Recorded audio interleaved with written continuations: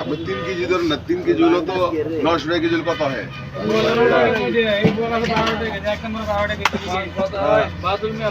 আর কত?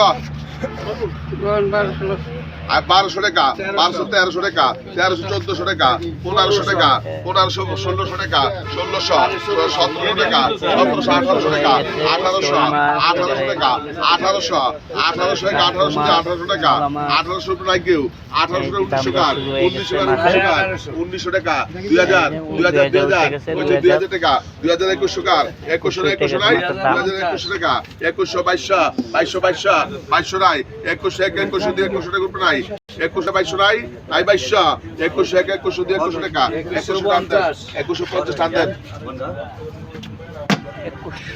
2150 টাকা হয়ে গেল এই মাত্র।